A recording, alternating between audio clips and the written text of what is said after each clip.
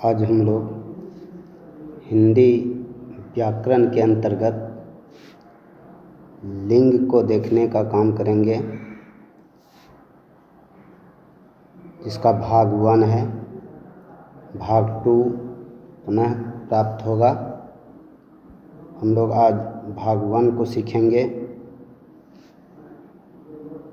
चूँकि पूरे लिंग को एक साथ सीखने में, वर्णन करने में, उसकी व्याख्या करने में लंबा वीडियो बन जाता है, इसलिए 2 भागों में, 3 भागों में उसे विभक्त करके तैयार किया जाता है। इस प्रकार से सर्वप्रथम हम लोग समझेंगे कि लिंग का अर्थ चिन्ह या जाति होता है। लिंग का अर्थ चिन्ह या जाति होता है। लिंग का परिभाषा इस प्रकार से हम लोग दे सकते हैं। संज्ञा के जिस रूप से व्यक्ति या वस्तु की जाति का बोध हो, उसे लिंग कहा जाता है। सारी दुनिया में मुख्यतः 2 जातियां, अर्थात जाति के आधार पर लिंग 2 प्रकार के होते हैं। एक पुरुष जाति, दूसरा स्त्री जाति। वैसे तो लिंग को 3 भागों में विभक्त किया गया है। उभयलिंग या नपुंसक लिंग जिसे कहते हैं, लेकिन हम लोग उस अपवादिक को छोड़कर 2 जाति पर हम लोग चर्चा अभी तत्काल करेंगे, वर्तमान में करेंगे, पुरुष जाति और स्त्री जाति। अब सर्वप्रथम हम लोग ये समझें कि पुरुष जाति या स्त्री जाति होती क्या है, इसको किसे कहते हैं।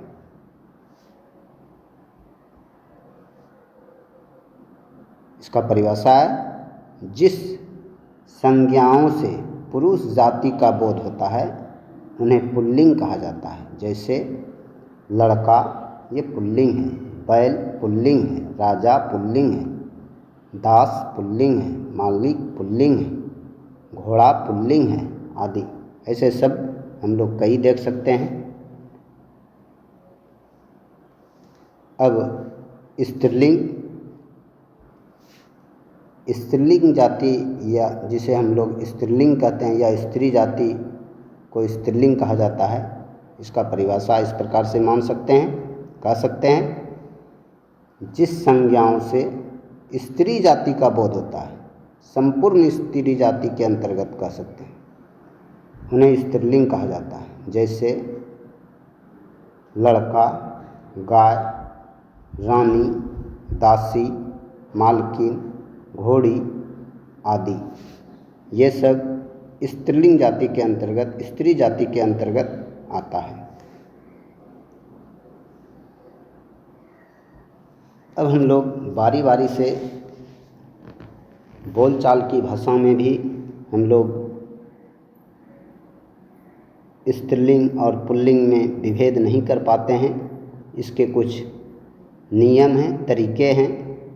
उन्हें यदि हम लोग याद रखें तो हम बोलचाल की भाषा में भी स्त्री और पुल्लिंग जाति को संबोधित कर सकते हैं। आइए देखते हैं। नंबर 1,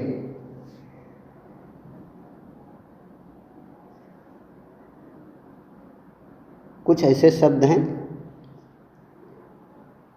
जो देखने से, सुनने से ही पता चल जाता है शब्दों को कि वह स्त्रीलिंग है या पुल्लिंग है। जैसे देख सकते हैं, जिन प्राणीवाचक शब्दों के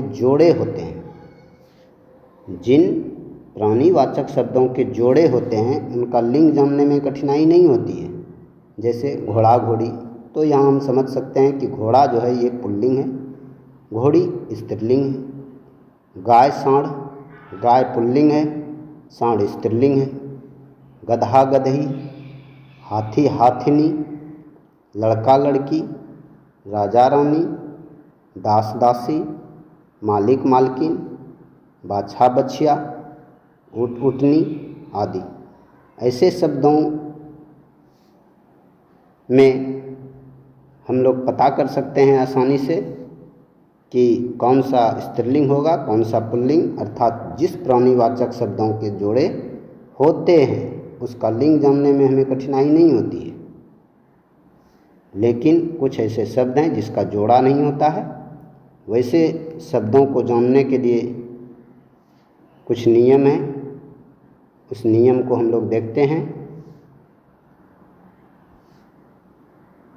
अर्थात जिन शब्दों के जोड़े नहीं होते हैं उनका लिंग जानने के लिए निम्नलिखित नियम है, नीचे दिया गया है नियम। तत्काल अभी हम लोग वर्तमान में 10 नियमों को देखेंगे। महत्वपूर्ण इस नियम के अंतर्गत नंबर 1 में है दीर्घ इकारांत शब्द प्रायः स्त्रीलिंग होते हैं। दीर्घ इकारांत का तात्पर्य है जिस शब्द में दीर्घईकार का लगा हुआ है, जैसे क में दीर्घईकार है, तो ये दीर्घईकार जिसमें लगा हुआ है वह शब्द प्रायः स्त्रीलिंग होते हैं नियम 1 के मुताबिक। जैसे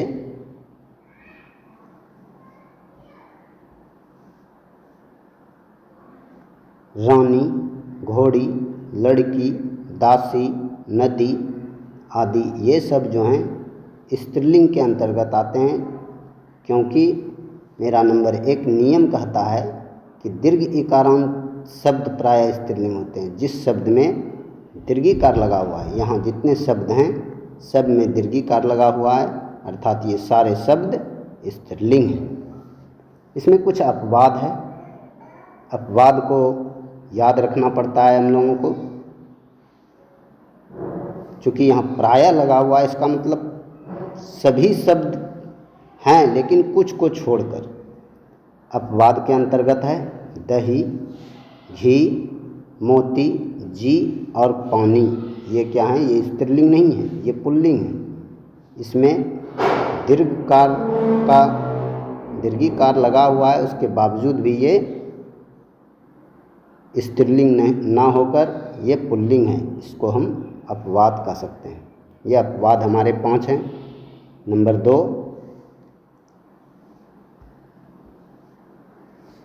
जिन शब्दों के अंतिम अक्षर त, जिस शब्द में उसका अंतिम अक्षर त लगा हुआ है वे शब्द प्रायः स्त्रीलिंग होते हैं। जैसे जात, बात, रात, लात, ऐसे बहुत सारे शब्द हैं।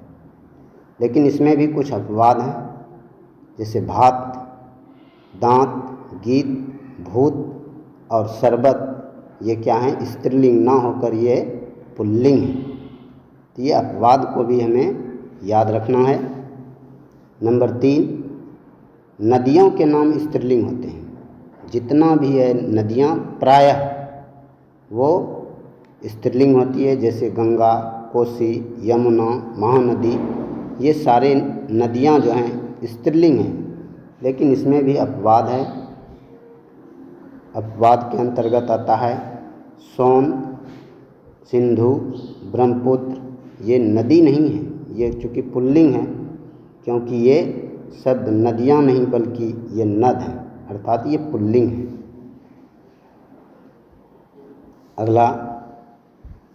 अगला नियम के अंतर्गत 4, खाने पीने की चीज़ प्रायः स्त्रीलिंग होती है। जितनी भी चीज़ें हम लोग खाते पीते हैं वो प्रायः स्त्रीलिंग होती है। जैसे कचौड़ी, पूरी, खीर, दाल, रोटी, सब्जी, ऐसी कई खाने की चीज़ें हैं जो स्त्रीलिंग होती है। इसमें भी अपवाद है, अपवाद को छोड़कर, क्योंकि अपवाद जो स्त्रीलिंग आ गया वो पुल्लिंग हो जाएगा। जैसे पराठा, ये पुल्लिंग है, हलवा पुल्लिंग है, भात पुल्लिंग है, दही, रायता, ये सारे पुल्लिंग हैं। खाने की चीज़ें, खाने की वस्तुएं होते हुए भी ये पुल्लिंग है, लेकिन प्रायः खाने पीने की चीज़ें स्त्रीलिंग होती हैं, अपवाद को छोड़कर। नंबर 5, साकारांत संज्ञाएं स्त्रीलिंग होती है। साकारांत का अर्थात कहने का तात्पर्य है जो शब्द सा से शुरू होता है। जो शब्द सा से शुरू हुआ वह शब्द प्रायः स्त्रीलिंग होती है। जैसे मिठास, देखिए जिसके अंत में सा लगता है, साकारांत। यहाँ सा अंत में लगा है, शायद ये मिसप्रिंट हो गया है। सांस, साकारांत शब्द जिसके प्रथम शब्द या अंतिम शब्द, लेकिन यहाँ मिसप्रिंट होने के कारण इसको अंत में ले सकते हैं। साकारांत शब्द यानी जिसका अंतिम अक्षर सा से अंत होता है। जिस प्रकार मिठास सा है, सांस सा है, घास सा है, रास सा है, रास का मतलब हो गया यहाँ लगाम, आदि शब्द ये स्त्रीलिंग है। इसमें भी अपवाद है। अपवाद के अंतर्गत आता है निकास, कांस, बांस, ये सारे पुल्लिंग हैं। ये स्त्रीलिंग ना होकर पुल्लिंग है। इसके अंत में सा आ भी रहा है, इसके बावजूद भी ये चूँकि अपवादिक शब्द है इसलिए ये पुल्लिंग होंगे। अगला नियम नंबर 6, नक्षत्रों के नाम स्त्रीलिंग होते हैं। जैसे अश्वनी, भरणी, रोहिणी, ऐसे शब्द स्त्रीलिंग हैं चूँकि ये नक्षत्र के नाम हैं।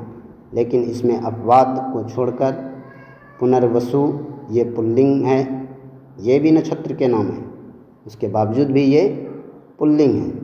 पुष, हस्त, भूल, ये सब पुल्लिंग हैं। कहने का तात्पर्य है नक्षत्रों के नाम प्राय स्त्रीलिंग होते हैं, अपवाद को छोड़ के। हमने पहले ही कहा कि अपवाद को हमें याद रखना पड़ेगा। नियम नंबर 7, जिन भाववाचक संज्ञाओं के अंत में आई, ता, वट, हट हो वे स्त्रीलिंग होते हैं। भाववाचक संज्ञा, भाववाचक संज्ञाओं के अंतर्गत जैसे है लड़ाई, ये भाववाचक संज्ञा है, तो यहाँ आई आ गया। देख सकते हैं पुनः फिर, आई अर्थात लड़ाई, ता अर्थात मित्रता, वट बनावट, हट उकताहट, ये शब्द भाववाचक संज्ञाएं हैं हमारे, और ये सब स्त्रीलिंग होते हैं। इसमें अपवादिक नहीं है। कुछ ऐसे नियम हैं जिसमें अपवाद हमारे नहीं पाए जाते हैं, कुछ ऐसे नियम हैं जिसमें अपवाद पाए जाते हैं। जिसमें अपवाद पाए जाते हैं उसके अपवाद को हमें याद रखना है, तभी स्त्रीलिंग और पुल्लिंग में भेद कर पाएंगे। नियम नंबर 8, आकारांत संज्ञाएं स्त्रीलिंग होती है। आकारांत संज्ञाएं स्त्रीलिंग होती है। जैसे दया, माया, काया, लज्जा, क्षमा, जिस शब्द में आकार लगा हुआ है वो स्त्रीलिंग होते हैं। इसमें भी अपवाद नहीं है हमारे। तो प्रायः दुनिया में जितने भी आकारांत शब्द हैं वो प्रायः स्त्रीलिंग होते हैं। नियम नंबर 9, नाकारांत संज्ञाएं स्त्रीलिंग होती है। जैसे प्रार्थना अंत में ना है, वेदना अंत में ना है, घटना अंत में ना है, रचना अंत में ना है, आदि शब्द जिस शब्द के अंतर्गत अंतिम अक्षर नकारात्मक हो वह संज्ञाएं स्त्रीलिंग होती है। और नियम नंबर 10, उकारांत संज्ञाएं प्राय स्त्रीलिंग होते हैं। उकारांत अर्थात हर्ष उकार वाले जितने भी शब्द हैं वो प्रायः स्त्रीलिंग होती है। जैसे वायु, मृत्यु, आयु, वस्तु, धातु, ऋतु ऐसे शब्द प्रायः स्त्रीलिंग होती है। इसका दूसरा भाग पुनः प्रयास करेंगे। आप लोगों के लिए काफ़ी मेहनत करता हूँ, इसलिए आप लोगों से रिक्वेस्ट होगा कि एक लाइक और चैनल को सब्सक्राइब कर लें ताकि भेजा गया वीडियो सर्वप्रथम आपको मिल सके। इस तरह के वीडियो के लिए पुनः प्रयास करूँगा। तब तक के लिए धन्यवाद।